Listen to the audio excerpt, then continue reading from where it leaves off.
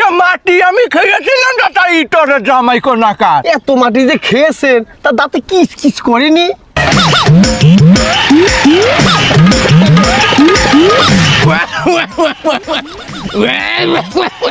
শ্বশুর ডাডি কি কাশতেছেন? আপনি কি কাশতেছেন? না বাপু, আমি হাসতেছি।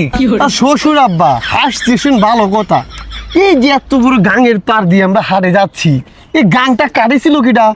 এ গাং তোর বাপ কাটেছিল রে হারামজাদা। আমার বাপ কেটেছিল? তাই এত বড় গাং কেটে এই মাটি রেখেছিল কোথায়? মাটি আমি খেয়েছিলাম না, তাই ইটরে জামাই কোনাকার। শ্বশুর আব্বা এত মাটি যে খেয়েছেন তা দাঁতে কিস কিস করেনি?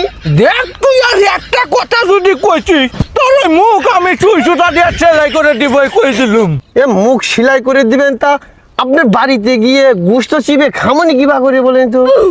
গুস্ত খাবনি কিবা করে, গুস্ত খাবনি কিবা করে। এই হারামজাদা, এই তুই যে এতটা পট আমাদের জ্বালাতে আইলি, এসে তোর পেট ভরে নে। চল সব কইরা চল।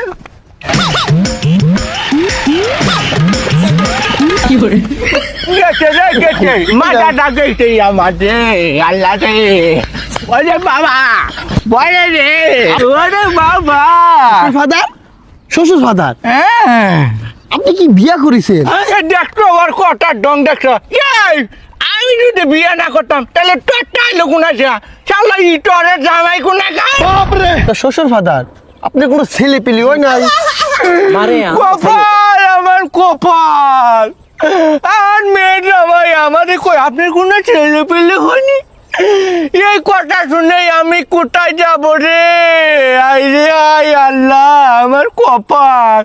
এই দেখ তুই আর একটা কথা যদি কয়েছিস, এই সাঁতারটা বাইরে তোর হাত পায়ে একদম গুঁড়া করে দেবনি কইলাম আমি।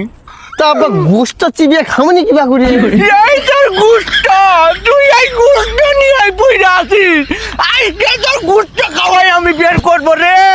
এই যে সাঁতার তো চুক্কা মাথা দেখতেছিস না, এটা তোর গুয়া দিয়ে দেবনি আমি। এই শ্বশুর ফাদার, এই ছাতা তো আমার গুয়া দিয়ে দিবেন, আমার গুয়া ব্যথা করবে না? তোর গুয়া কি শুধু বেটা করবি না রে, তোর গুয়া ফাড়ি জাতীয় পারে। এই শ্বশুর আব্বা, তা গুয়া যদি ফেরে যায় তা আমি মাংসকে হাঁটবো না কিবা করে? তুই আবার সেই গুষ্টর কথা কইতে আছিস? শ্বশুর আব্বা, আপনি কাঁদতেছেন? না, আমি হাসতেছি। দেখ তুই আর একটা কথা কইস না রে বাপু, আমি তোর পায়ে পড়ি। তুই আর একটা কথা